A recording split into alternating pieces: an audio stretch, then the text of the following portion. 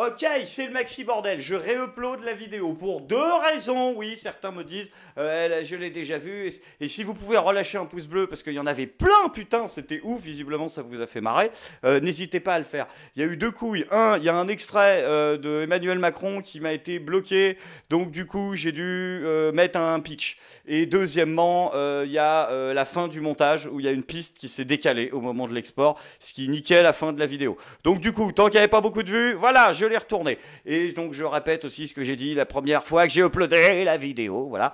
J'ai décidé de mettre en privé l'épisode d'hier, parce que cet épisode était, comme disait Nicolas Dupont-Aignan, une merde intégrale, voilà, Papouette, il refait même les mêmes vannes. Et donc du coup, je sais que c'est une décision que certains ne comprendront pas, mais je trouve que cet épisode, la deuxième partie, était totalement gratuite et totalement nulle. Et donc j'ai décidé de la mettre de côté, parce que j'étais pas satisfait de mon travail. Et la première partie, je vais la réuploader dans une version donc plus courte de cet épisode-là, qui ressortira pour que les gens puissent avoir cet épisode 150. Merci. Voilà, la semaine va être longue, les hommes politiques n'ont pas oublié d'être cons, donc je vous souhaite un très bon épisode. Et désolé pour la sortie chaotique, pour ceux qui avaient mis un pouce et pour ceux qui avaient partagé, bah, si vous voulez le refaire, ça me dérange pas. Allez, bisous, ciao.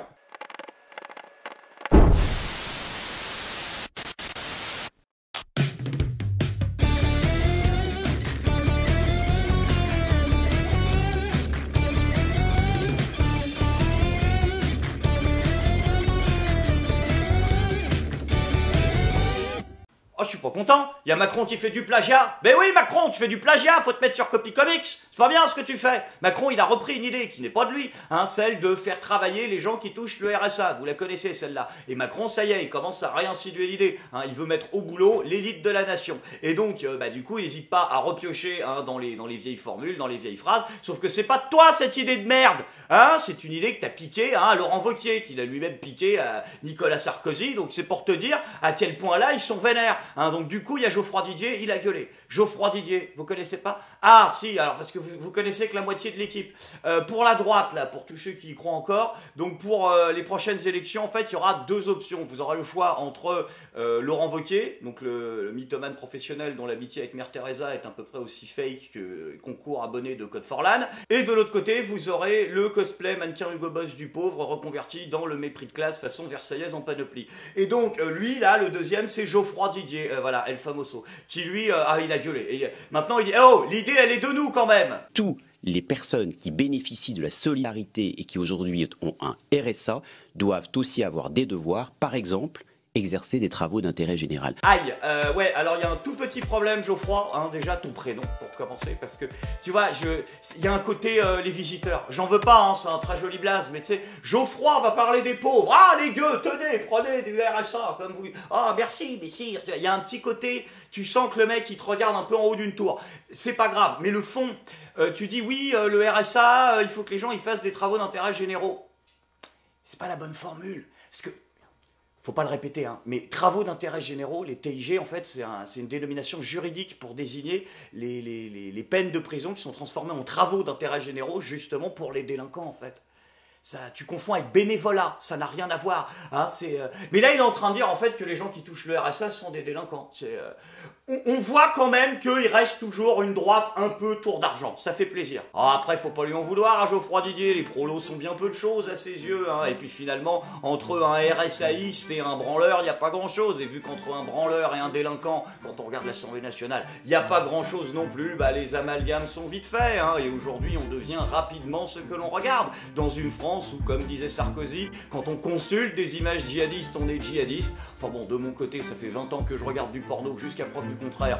J'ai toujours pas de chat. Après, c'est vrai, faut les comprendre, les politiques. Il y en a marre, les pauvres, là. C'est quoi ces conneries, cette volonté de rester toujours pauvre? Vous vous rendez compte ce que c'est qu'un pauvre à gérer pour un politicien? C'est chiant. Parce que t'es déjà le pauvre, il reste pauvre en règle générale. Donc du coup, le politicien, il a dit, on va t'aider. Ah merde, ça marche pas. Donc du coup, il prend des sondages négatifs. Après, les gens l'aiment pas, il raye sa berline et tout. Non, franchement, vous êtes chiants, les pauvres. Bon, faut dire que vous n'êtes pas aidés, parce qu'il y en a qui vous aident à devenir pauvres, comme Carrefour, hein, qui là vient de virer donc 2400 personnes. 2400 emplois out. Ils ont fermé 240 magasins. Ah bah ouais, non mais attendez, faut les comprendre aussi, Carrefour. Vous vous rendez compte de ce que ça touche, hein? Une caissière à mi-temps, là, allez, quoi, 650 balles par mois. D'accord? Tu fais le calcul sur 12 mois, ok?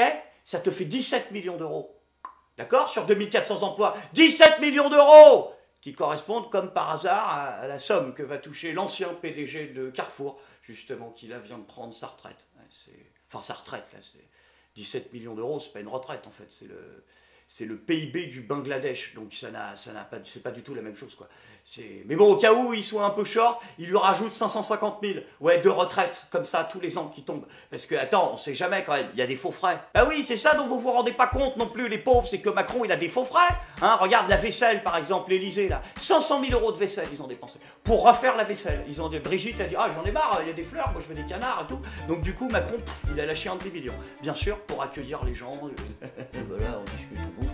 Ah non, non, bah, ils vont pas au KFC, attends, c'est quand même sérieux, c'est la République. Hein, donc, mais un demi-million, ça fait beaucoup. Alors l'Elysée, en fait, ils ont dit par contre que c'était 50 000. Mais en fait, non. Ils avaient juste oublié un zéro. Ils oublient beaucoup de choses hein, en ce moment quand même. Et ne croyez pas pour autant que le président soit déconnecté. Certainement pas. Il est proche du peuple. Hein, parce que oui, c'est vrai, j'arrête pas de dire, ah, il est en déplacement à l'étranger, ceci, cela, par-ci, par-là. Non, non, non, non. Il est proche des gens. Il est capable de faire des petits déplacements pour aller voir le peuple. Récemment, il a fait un déplacement de 110 km. Avec le Falcon présidentiel, par contre. Oui, il a pris le Falcon présidentiel, l'avion qui coûte une blinde à chaque fois que tu fais le plein, pour faire 110 bornes. Non, il peut pas prendre un TER, c'est au-dessus de ses forces. Donc du coup, Emmanuel, je voulais te demander pour toutes tes petites dépenses de la vie courante, là, est-ce que petit A, c'est pas cher, c'est l'État qui paye, ou petit B, c'est pas cher, c'est de l'argent magique? Il n'y a pas d'argent magique. Ah, c'est bien ce que je me disais. Donc du coup, c'est ça, c'est mon pognon, en fait. Enfin bon, c'est pas grave, hein, une fois n'est pas coutume. Bon, le problème, c'est que ça fait pas qu'une fois qu'il nous fait le coup, Emmanuel Macron. Il avait déjà utilisé le Falcon pour aller voter aux législatives au Touquet en juin 2017, pour aller faire un petit déjeuner en tête-à-tête privé avec Pierre Soulages en mars 2018. Elle sans déconner, Macron, hein, tu commences vraiment à nous coûter. Voilà, comme tu le dis si bien toi-même. Oui, c'est la grande déclaration d'Emmanuel Macron, hein, qui choque un peu tout le monde en ce moment. Emmanuel Macron a récemment dit que les aides sociales nous coûtaient un pognon de dingue. La politique sociale, regardez. On met un pognon de dingue dans des minima sociaux, les gens ils sont quand même pauvres. Alors du coup ça a fait un véritable tollé, mais heureusement, rassurez-vous, Agnès Buzyn était là pour aller nous dire attention, faut pas raconter n'importe quoi, c'est complètement faux. Elle a essayé de nous faire croire en fait que l'entretien d'Emmanuel Macron là, ça avait été filmé à son insu, dans un cadre privé. Ouais, qu'il était en fait, elle a dit, il réfléchissait à voix haute, c'est-à-dire qu'il était en train de...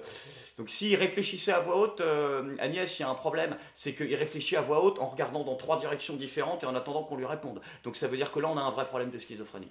Donc je suis pas sûr que la défense, là, il faut plus parler, madame, en fait, parce que tu lui fais pas du bien, un pause caca, là. Et puis je veux dire, personne n'y croit à ton histoire de cadre privé, hein, ou alors c'est du cadre privé qui a vraiment leaké, et dans des dimensions un peu inquiétantes, parce que la vidéo, juste après avoir été tournée, s'est retrouvée immédiatement partagée par Sibeth Ndiaye, qui est la porte-parole et la conseillère d'Emmanuel Macron, donc si tu veux, c'est quand même elle directement qui s'occupe de tout ça, et ça a été ensuite immédiatement retweeté par le compte officiel d'Emmanuel Macron et de La République En Marche. Donc si tu veux, je veux dire, à ce moment-là, il faut qu'on s'inquiète, parce que c'est la nuit des longs couteaux en permanence, si c'était un truc qui a été leaké. Deuxième raison pour laquelle j'y crois pas une seule seconde, c'est parce que la vidéo est sortie la veille du discours d'Emmanuel Macron, du déplacement d'Emmanuel Macron à la Mutualité, où il a fait un discours pour présenter sa politique sociale. Donc là, si tu veux, non, faut pas prendre les gens pour des cons. Après, il y a un argument que je veux bien entendre par contre, c'est que la phrase est sortie de son contexte. La phrase est extrêmement maladroite et n'aurait jamais dû être prononcée, surtout que ce n'est pas un cadre privé, c'est une grosse opération de com qui tâche. Par contre, la phrase dans son ensemble n'a pas un sens si péjoratif que ça. La politique sociale, regardez. On met un pognon de dingue dans des minima sociaux, les gens ils sont quand même pauvres. On n'en sort pas. Les gens qui restent pauvres, ils restent pauvres. Ceux qui tombent pauvres, ils restent pauvres. On doit avoir un truc qui permet aux gens de s'en sortir. Ah oui, je suis d'accord, c'est très bien tout ce qu'il dit, mais le problème, Sibeth Ndiaye, là, justement, qui s'occupe de la com, de tout ça, là, petit béaba, à moins que ce soit pour une représentation officielle, je veux dire, où il y a un protocole, on ne parle pas des pauvres dans un décor en or. Eh ouais, c'est con, on pouvait y penser à ça aussi, hein, c'est peut-être pas une... Vous êtes sûr que vous la gardez, la nana de la com? Alors du coup, pause caca, je te demande pas de faire une Giscard non plus, de te filmer le week-end à côté de ta cheminée pour faire croire aux gens que t'es à 2 doigts de faire un tennis avec eux. Non, surtout que là aussi, il y avait des dorures. Mais le problème, c'est qu'en face, il n'y avait pas la même misère qu'il y a maintenant, donc les gens pouvaient peut-être un peu plus le comprendre.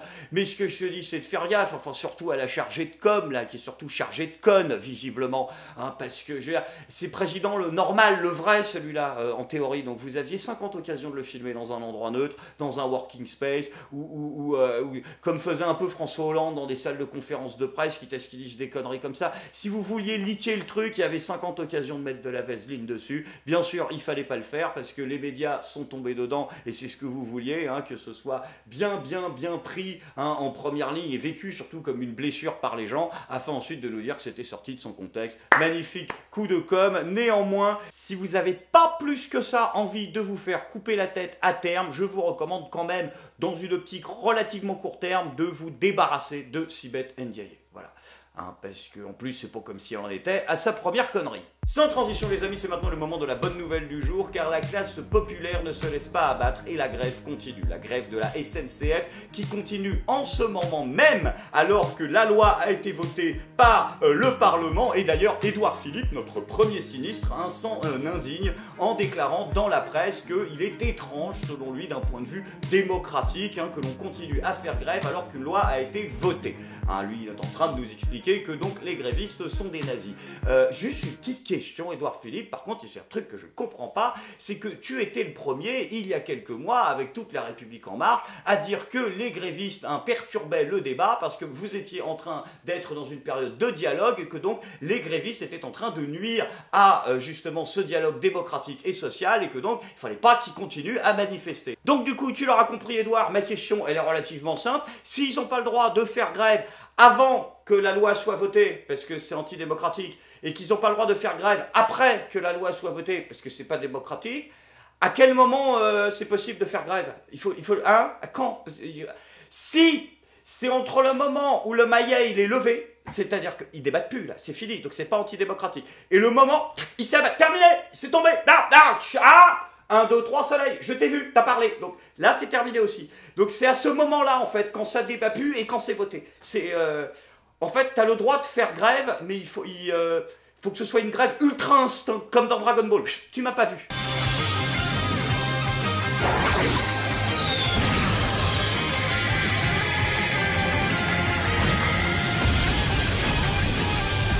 Ah non, tu vois, même avec la musique, ça passe pas. Hein. C'est, tu as rien que le temps de monter la première pancarte, déjà, le maillet, il est tombé, donc c'est foutu. Hein. Mais bon, on aura essayé.